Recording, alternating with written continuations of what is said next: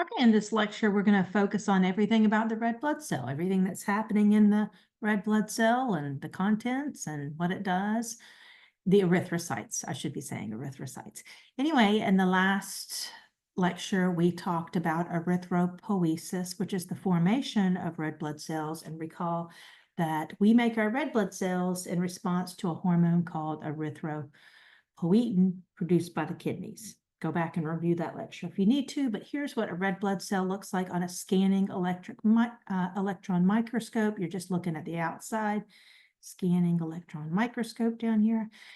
I told you before that it's a biconcave disc, meaning this is concave. This is convex, by the way.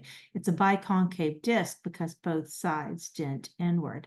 And all we have in here, unlike your regular cells where you have like endoplasmic reticulum and Golgi apparatus and the nucleus and all that stuff, red blood cells are just a sack of hemoglobin. And what is hemoglobin? It's this guy over here. Know how you make hemoglobin. This is the hemoglobin molecule right here. It has quaternary structure. It's a protein with quaternary structure. It has, and that means each protein, each one of these, it's made of 4 polypeptide chains, 2 beta and 2 alpha polypeptide chains called globin. That's the globin portion, the protein.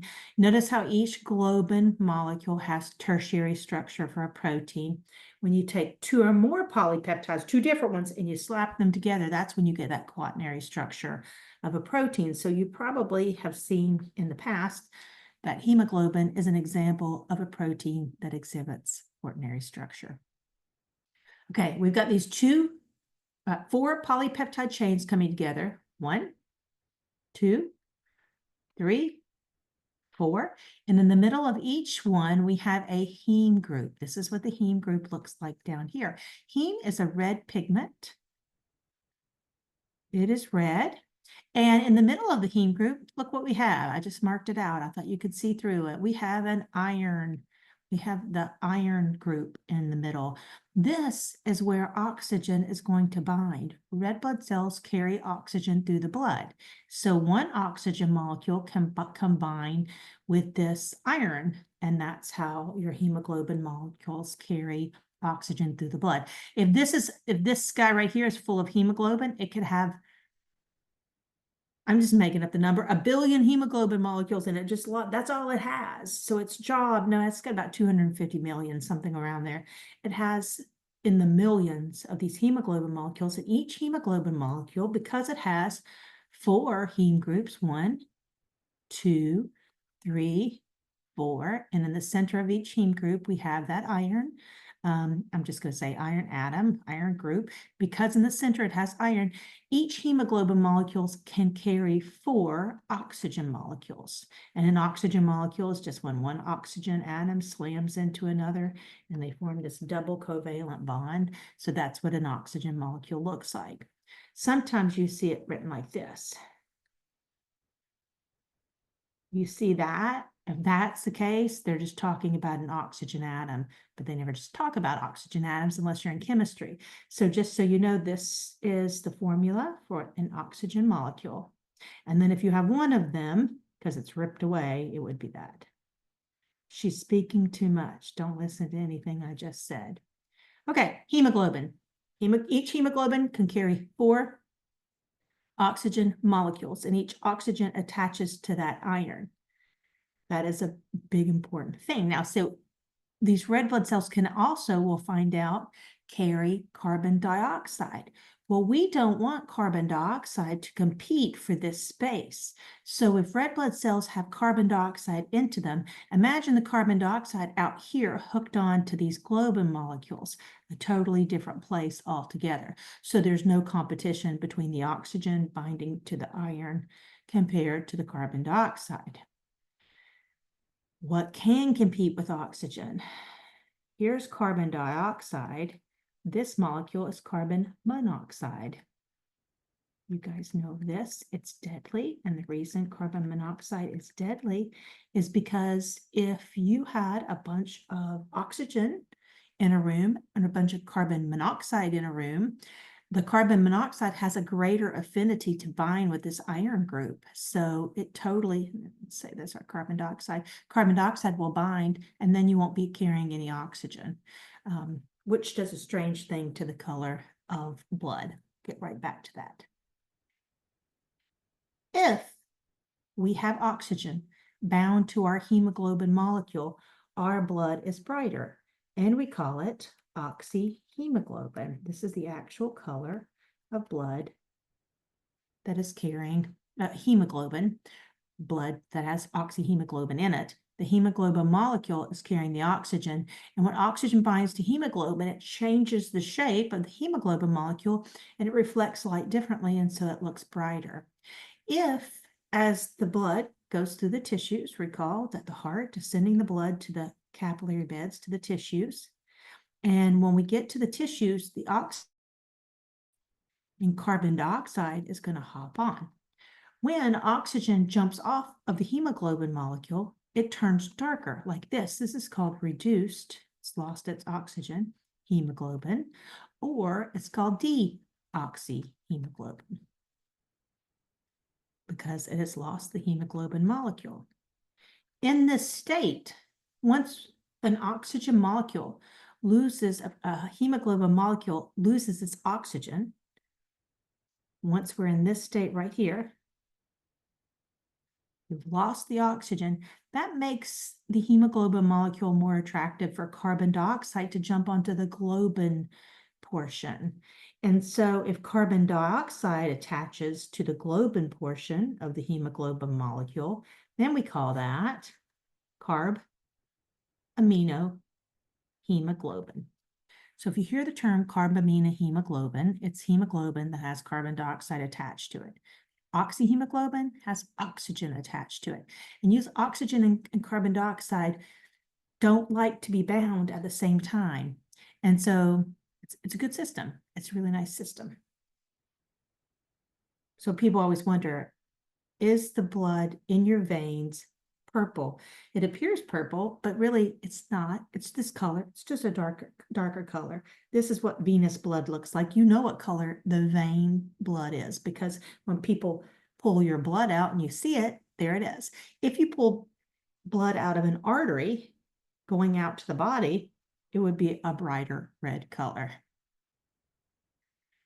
Okay, how old are these red blood cells? They're 90 to 120 days. And what happens is, see how this is this little biconcave shape? Red blood cells, when they're going through capillary beds, it's not like a bunch of them. The capillaries are so small that the red blood cells have to go through one at a time. And they're very flexible. And we want them to be able to be flexible and bend and side. But because we don't have a nucleus, then we cannot, this cell right here can't reproduce. It is anucleate. Therefore, it cannot reproduce. It is mitotic. When it comes to the end of its lifespan, which is around 120 days, it starts to get less flexible. And as the blood goes through the spleen, people always want to know, what does the spleen do? It is a part of your immune system, but it also has this great little nickname of the red blood cell graveyard because it can scavenge through the cells that are dead or dying and make sure they don't stay in circulation. It can harvest those and recover the contents. Now, what are the contents of a red blood cell? Just hemoglobin, right? And so we don't want these dead red blood cells, dead and dying red blood cells to just lose their hemoglobin to the blood plasma, because that would throw everything off balance. Your blood plasma has just the right proteins in it, like we discussed last time. Albumin is the one that's going to be important for that oncotic pressure or maintaining the osmolality of the water, holding the water into the blood. That is albumin. We don't want hemoglobin, which is a protein also in the blood. So what we're going to have to do is we take the hemoglobin and we bust it apart. We take that, we really do need to erase all these drawings. Can't do it. Clear viewer drawings, can't do it. Got another method. I'll pause to try and do it. Okay, we have a nice clean picture here. Red blood cells just have hemoglobin in them. And so if they break down, we don't want all that stuff to just go right into the blood. So what's going to happen is these globin portions are going to be broken down into amino acids, because we know there are only 20 amino acids in nature, and they combine in different ways to form the proteins. So what happens? We break down the globins, we get the amino acids out of them, and then your cells can use those globin molecules to produce whatever proteins they need. It's great. It's recycling. It's upcycling is what it is. In this heme group, what do we do with this heme group? Now, it doesn't look like it's a red pigment. It looks like a blue pigment or a gray pigment or whatever color you see that in. But what we have to do is from the heme group, we have to take this iron and we have to attach it to another molecule to make sure it's not toxic, because iron is toxic if it's free. And so usually it travels through the blood, bound to other molecules, other proteins, and it's called like transferrin. And when it gets inside of the cells, then that store them, like the liver and the spleen would be high in iron. You know, if you eat these things, they're higher in iron. Those types of cells can store iron, but they do it in a safe way. And so we have to take the iron out. But now what do we do with this red pigment? We have a red pigment that's left over, and it's going to be a fascinating story. I'm going to tell it to you, and then we're going to actually see the pigment. So you have the red pigment called heme, and it is going to go to this heme is in the blood, it's going to be picked up by the liver. But red pigment this heme molecule is very easy to be broken down. Heme is very easy to be broken down into something called bilirubin. Now there is a step before there. We'll get that, but this is the green pigment. This is the pigment that is put into your bile. So the liver picks up the heme, and it's going to be already basically on the way to bilirubin. Bilirubin is green, and then it's going to be put into the small intestines. And so when the bile is put into the small intestines, as it travels all the way through your small intestines and up through the large intestines, etc., that bile is converted to a yellow pigment called urobilinogen. And the urobilinogen has a yellow tint to it. And then as it keeps on traveling through your intestines, then that urobilinogen gets converted to a stercobilinogen,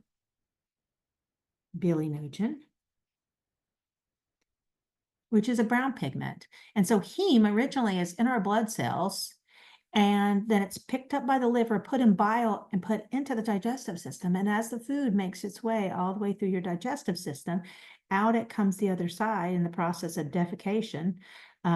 Feces is usually brown colored, right? But we can have any color along the spectrum: brown, lighter brown, yellow. Babies, you can see lime green feces sometimes. One color that you don't want to see in blood is bright red or black, because that could be old blood. Bright red just indicates blood. Black or white. If your feces is white, that means somehow the liver is not picking up this heme, or it can be, it's not putting this bilirubin into the digestive system. So white feces, big indicator of issues. I should have done this on this page. So here we go. Heme, the iron is stored as inside the cells. I said it's stored in a safe way, a safe form. If it's inside liver cells, it would be stored as ferritin or hemosiderin. And then that heme is broken down into bilirubin, which is a greenish pigment. The globins are recycled into the amino acids, so we could use those again. And then bilirubin, when it's picked up the liver, is secreted into bile. Bile is not a digestive enzyme. It is an emulsifier. It helps you emulsify fat. So if you put fat into your mouth and it goes to your stomach and then it enters into the small intestines, you're going to have enzymes that have to break that fat down. Well, if enzymes have to break down a big chunk of fat like this, they have to work from the outside. Your small intestines and long intestines are only so long. And so if you just had lipases or, enzymes that break down fats in there, by the time you got to the large intestines, you might have a much smaller chunk of fat. We don't want any fat entering into the large intestines. So a better method would be, what if the liver secretes bile into the small intestines, and bile breaks this big chunk of fat into a bunch of, this is a physical breakdown process, a bunch of little globs of fat.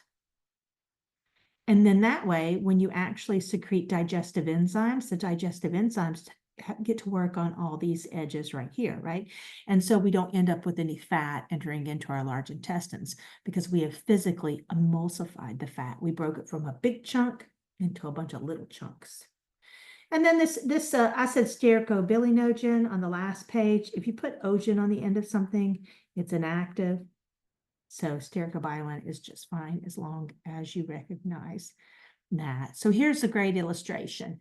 The hemoglobin, what are we going to do with the globin portions? We're going to take each one of these tertiary proteins and we're going to break them down and harvest the amino acids. And then your cells can take them up and string them into beads and make a polypeptide chain and do whatever's necessary.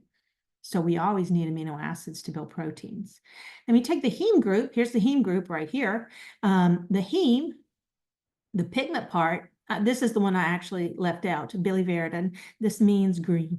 This is our green pigment. This is biliverdin to bilirubin. If you hear these two things, think the same thing. Green pigment. They're picked up by the liver, put inside the small intestines, and as the food goes through the small intestines and then the large intestines, that's when it's converted to urobilinogen and then actually stercobilin, so your feces is brown. Oh, and the iron is stored in the body in various places, especially like the liver as hemosiderin or transferrin. Now, what happens if this whole process doesn't work? What happens? You're always breaking down red blood cells. What happens if you cannot take the heme out of your blood? What's going to happen is that heme is going to be converted to bilirubin, and then it's going to start depositing in your skin. And so newborns, quite often, their liver is overwhelmed by the birth process itself. It's not like their liver doesn't work, but during the birth process, the infant goes through the vaginal canal, and you can see how that might release a lot of red blood cells from, you might break some blood vessels, right? And so sometimes infants are born and adults get jaundice, which is a yellowing of the skin.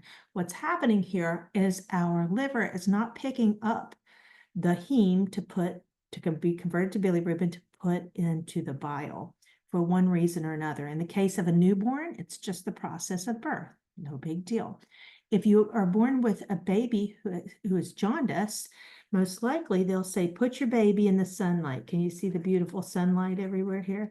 Lay your baby in the window, the jaundice will go away because UV radiation converts the bilirubin into urobilinogen, into stercobilin, and so forth. Or they might have your baby.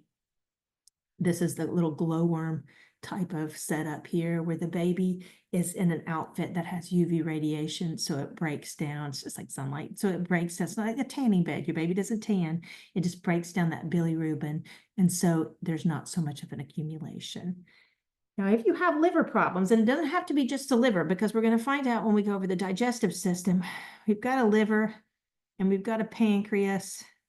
Here's the spleen, the large intestine, small intestines is coming through here. And then we have a gallbladder. We can have issues with the liver, the gallbladder, or the pancreas because everything drains into the same region. And then we end up with this yellowish tint to our skin because the bilirubin is not getting into the bile and it's not getting into the digestive system. So you can see that the yellow is deposited in the whites of the eyes and in the skin. Very jaundiced human being right here. Most likely might indicate liver problems, but like I said, again, it can be gallbladder and it can be the pancreas. You have to figure out the root cause of the problem. Now, Seems like there's something else I wanted to say there and I'm going to regret moving on, but I'm going to do it anyway. Okay, now let's talk about the anemias. And maybe this is a good time for me to pause for just a second to think, what in the world was I about to tell you guys that seemed to me to be fascinating enough to go back to? Don't think what I wanted to tell you, but I do want to say this about the liver. Back in the day, 20 years ago, if I saw somebody who was jaundiced, I automatically assumed it was something wrong with the liver, like cirrhosis or hepatitis. Interestingly about hepatitis, most people probably think of hepatitis as inflammation of the liver being a viral-based disease, but you can have lots of reasons why your liver becomes inflamed and cannot do its job. And a big reason nowadays, it's a metabolic disorder, non-alcoholic fatty liver disease. That means your liver might undergo various states of inflammation because of fat that's building up in the liver, and it's not due to alcohol. And so actually a doctor told me not too long ago that by 2030, that's not too long from now, that non-alcoholic fatty liver disease will take over as the main cause of cirrhosis in the United States, which to me is absolutely shocking. So if someone tells you you have a fatty liver, you might want to take care of it before it goes to the stage of cirrhosis. And we talk about more of that when we get to the digestive system. I think that's fascinating. And I'm trying to return and hit the next page, and I can't do it. There it is.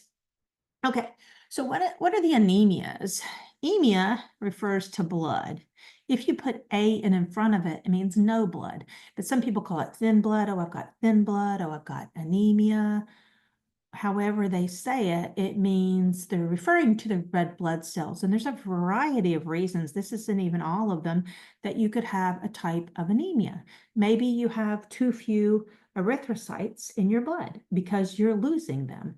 If that's the case, that's classified as a hemorrhagic anemia. And I'm sure you're probably like me, I envision things just seeing someone hemorrhaging from a stab wound or from some reason other than just normal causes, but hemorrhagic anemias don't have to be dramatic.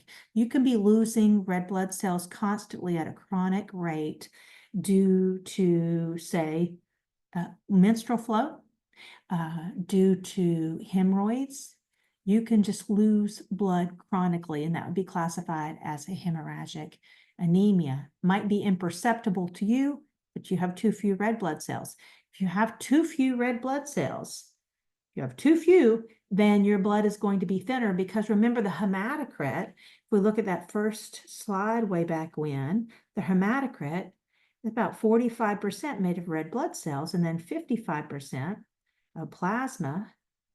And we have that 1% Buffy coat here. I know that doesn't add up to 100, but just you have to get over it. If we have a test tube of whole blood and someone has a much higher hematocrit of like 80%, that means their blood is super thick. This is the opposite. That's why they call it thin blood. If someone has anemia, they might have a hematocrit down here at 25%. I'm making up the number. Please don't hold me accountable. I'm not in the medical profession. I am a professor. So 25%, you can see how you don't have as many solids in your blood, so it's thin. So people with anemia, because they don't have as many solids in their blood, tend to have a lower blood pressure. That's one sign that you might have anemia. Also, they might appear paler.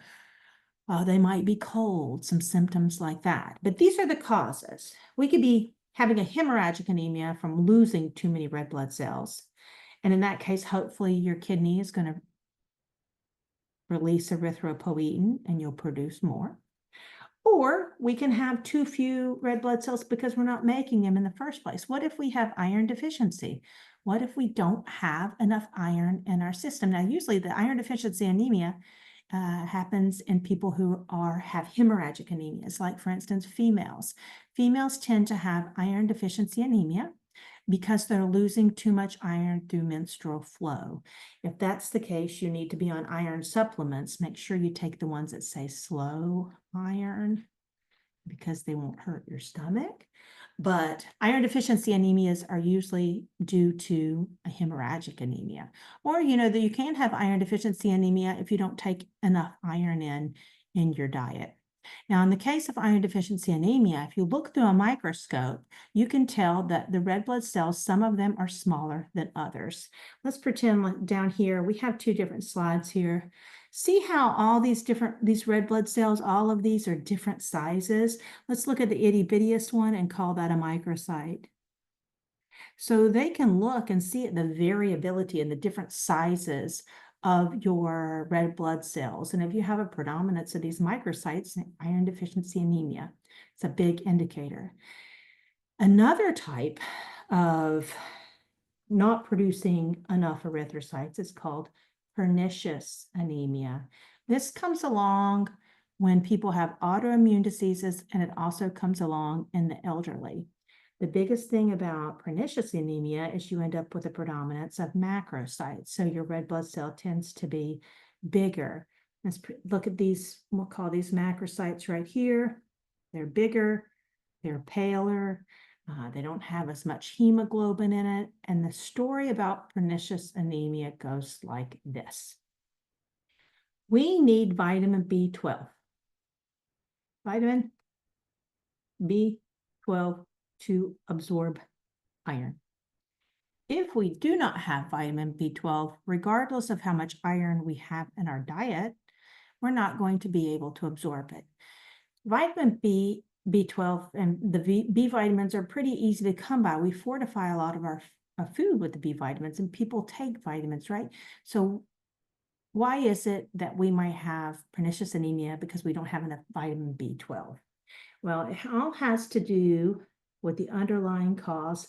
To absorb vitamin B12 and to absorb, well, actually, maybe I'm being too forward saying this, but we need this vitamin B12 for correct mitosis to occur.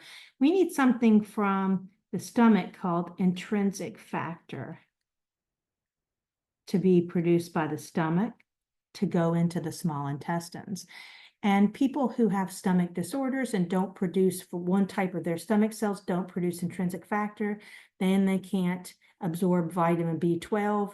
And I'm backing up and just pretending like I didn't even talk about that at all. And just going with the B12 here, because I'm not sure if I think I just misspoke. We need the intrinsic factor to absorb the vitamin B12, and the vitamin B12 affects all of our cells that are undergoing mitosis. And if we don't have it, then we end up with these big red blood cells that don't have enough hemoglobin in them. So what is the treatment? What is the treatment for iron deficiency anemia? Well, usually you take slow iron, you take iron supplements, but the treatment for pernicious anemia, we can't just take vitamin B12 pills, because then we won't absorb the B12 because we're not making intrinsic factor. So what has to happen is they get a B12 shots. So the B12 is put directly into their blood, or you get a nasal balm where you put the B12 up into the nasal cavity and it's absorbed directly into the blood that way. Sorry, I get excited sometimes and then I just say things that might not even be true. Renal anemia. Okay, and renal anemia, just as the name sounds, if you have problems with your kidneys and they're not producing erythropoietin, then you're going to have problems with erythropoiesis, which is the formation of red blood cells. So some people who have renal anemia have too few red blood cells because their kidneys aren't functioning properly. And if that's the case, there are different treatments. There's a recombinant erythropoietin that you can take, like I don't know if they inject it or what, but you can take medicine to correct that situation. And then we have our aplastic anemia. When it comes to aplastic anemia, this is serious. In aplastic anemia, you're not only without the red blood cells, you're also unable to form platelets, and you're unable to form white blood cells. So someone with aplastic anemia, usually something is attacking the bone marrow, that hemocytoblast, and it's affecting everything down the line, from the red blood cells to the platelets to the white blood cells. Not a desirable place to be. Toxins, viruses, various things can cause aplastic anemia, and it's extremely serious. All right, now what happens if we produce too many erythrocytes? Or too many erythrocytes, excuse me, are destroyed, like they're lysing. We produce enough, but then we just break them down by accident. Most of the time, this has to do with an abnormal hemoglobin. If you produce an abnormal hemoglobin, this would be the case of someone with thalassemia or someone with sickle cell anemia. And with thalassemia, this tends to be a disorder. It's like sickle cell anemia, and there are various degrees from light to very severe, but usually you tend to have a Greek or Mediterranean descent if you have thalassemia. When it comes to sickle cell anemia, this is when your cells sickle, just like thalassemia, they sickle under low oxygen conditions. So the big deal about that is that sickled cells can basically clog up arteries. Let me see if I do have pictures coming up of that. And we're going to discuss this in a little more detail on the next page. Sickle cell tends to come from African origin. So a lot of African Americans have either sickle cell trait or sickle cell anemia.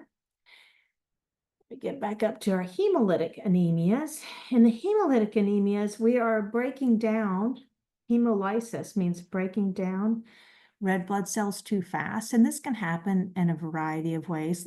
Here's one example of a hemolytic anemia from a bacterium. E. coli produces a toxin that can literally, if it stays in your system too long, cause your red blood cells to burst. Well, that's going to cause all kinds of problems besides the fact that you are going to have too few red blood cells.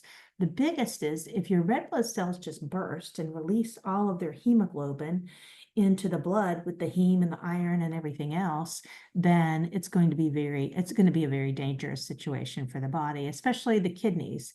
The hemolytic anemias can shut kidneys down. All right, let's go over sickle cell anemia. Okay, sickle cell anemia versus sickle cell trait. First of all, we need to do a little genetics. You remember how to do a Punnett square. First of all, you have genes from your mom. There was her egg. You have genes from your dad, sperm, 23 chromosomes, 23 chromosomes. These are labeled 1 through 23, ... These are labeled 1 through 23, ... So you're getting two sets of genes. You are a diploid organism. So when the egg is fertilized by the sperm, you get the first cell that's going to become you, called the zygote, and it has 46 chromosomes in it. It's not labeled 1 through 46 chromosomes, it's 1 through 23 and 1 through 23. So you're always getting genes from both sides of the family. So there is a gene that causes this disease called sickle cell anemia, and it has to do with how are we producing our hemoglobin. So let's say here's hemoglobin, and here's a normal gene. Here is, this gene says make normal hemoglobin, make normal hemoglobin. This cell says make abnormal. Now, why would we want to make abnormal hemoglobin? Well, we wouldn't. Things happen all the time. Mutations happen all the time. And if they're advantageous, advantageous mutations, maybe they'll take on and be persistent. So back in Africa, a long, long time ago, an original mutation occurred that actually tended to have an adaptive or advantageous stance. Okay, so sorry about that, coughing. With the hemoglobin, if you have, if this is in your egg, if this is the gene that the mom is providing, and this is the gene that the dad is providing, and they come and fertilize you. So this would mean your genetic makeup would be HbA, HbS. Now, what if your mom's gene was HBS and so was the dad's gene that you inherited? Then your genotype would be HBS, meaning make abnormal hemoglobin, double down, make some more abnormal hemoglobin. In this case, if this is what your genotype is looking like, here's the genotype. Remember, phenotype is what we physically express. Genotype is what are your actual genes. If your genotype is HBA, HBS, then you're a heterozygote. And you're getting these messages all the time. Make normal hemoglobin. No, make abnormal hemoglobin. And so this is, you're called a heterozygote. And here you are a homozygote. Say we have an individual whose mom carried a normal gene and their dad carried a normal gene. This person is a homozygous person as well. They have two of the same genes, homozygote, homozygote. Both of these are homozygotes, and here's our heterozygote. Do you remember doing this stuff in genetics? Well, if you're like this, you have two normal genes, you're going to make normal hemoglobin, and you're not going to have any issues. If you're like this, for the most part, your red blood cells will look fine, but every now and then you might have a sickled cell, or under really intense conditions, like say, for really intense, I like to exaggerate a lot. Say you're running a marathon, you never knew that you had this gene right here because you've lived your whole life normal. And then all of a sudden you're under really low oxygen conditions during exercising, and you figure out, oh, something's wrong. That you might find out that you have this actual sickle cell gene if you're a heterozygote. If you're homozygous, you will know before you're 4 months old, most likely, because you'll end up with something called a sickle cell crisis. Anything can cause a sickle cell crisis. If you just a little dip in oxygen, anything like that, giving childbirth itself would cause a crisis. But if you have lowered oxygen, what's going to happen is your normal cells, they're nice and flexible. They do this thing, they sickle. And so if here we have blood flow and we're going through the body and we're supposed to go this way and that way, if you have a bunch of sickled cells, it's very likely that they can clog up the blood vessel. Well, that can cause, if the clog is in the brain, that can cause a stroke. If that clog of sickled cells is in the muscles, it can cause intense pain. If the clog is in the heart, a heart attack.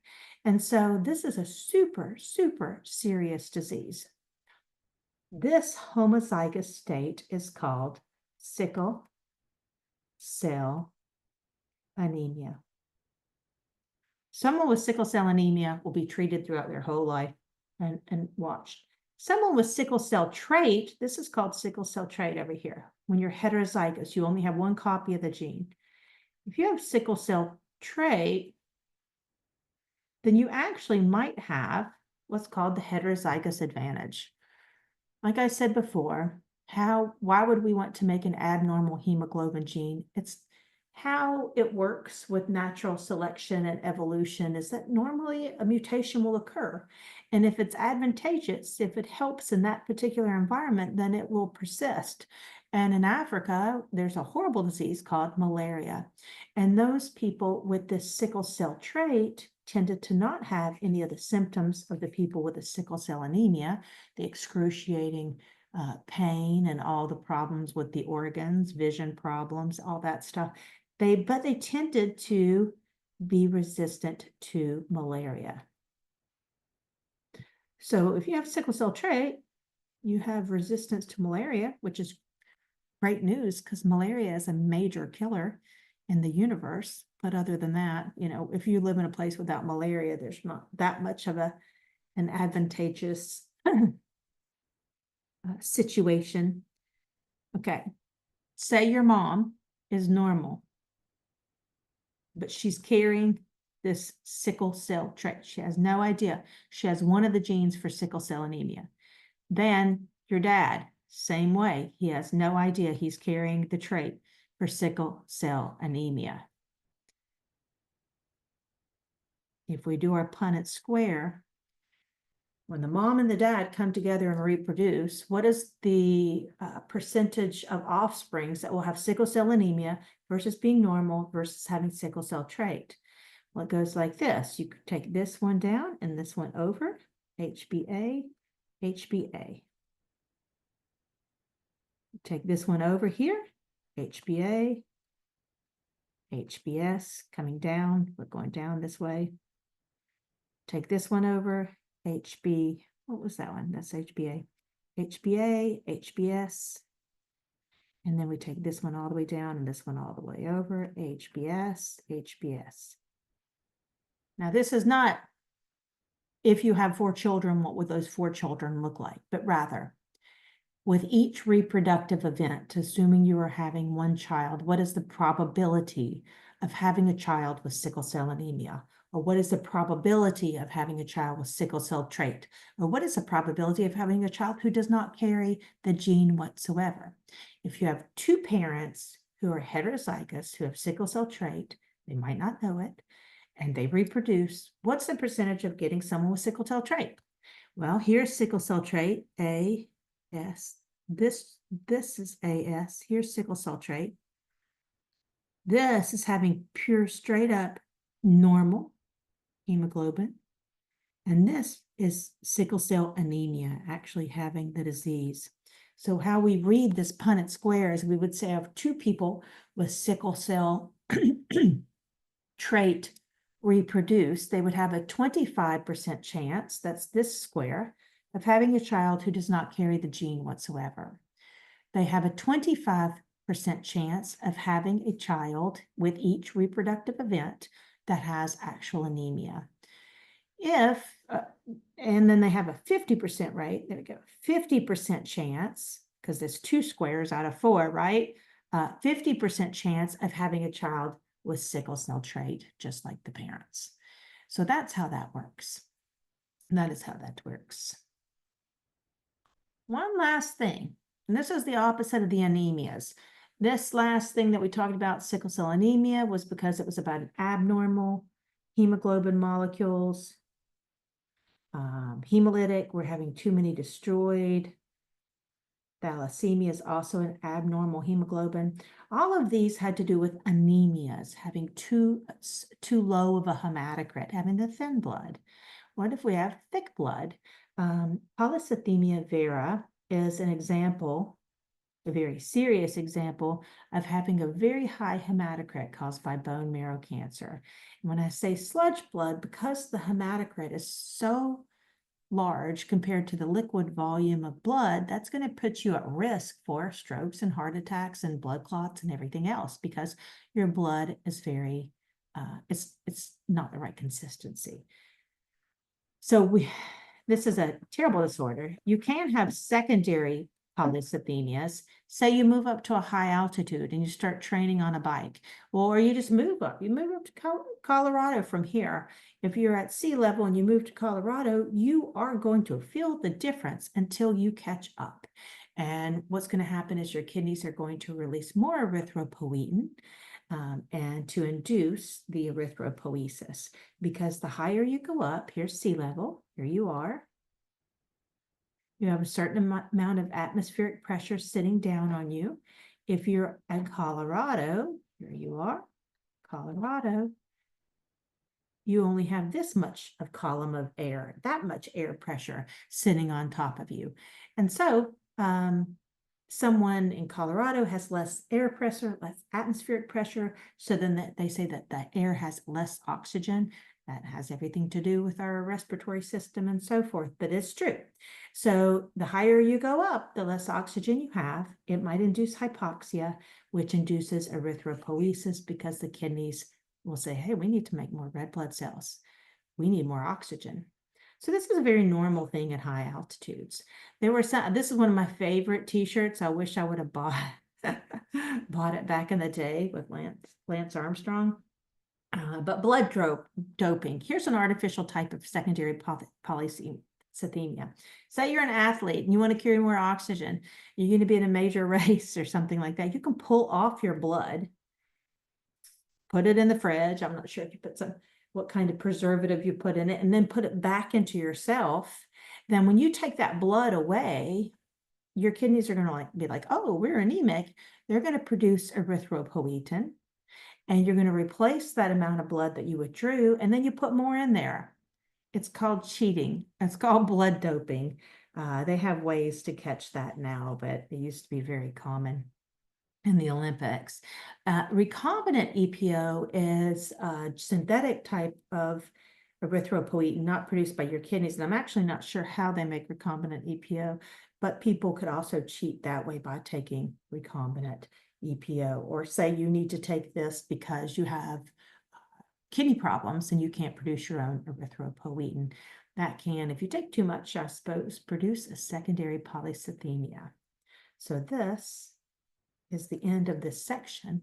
When we come back, we'll talk about blood typing. So I talked a lot, sure did.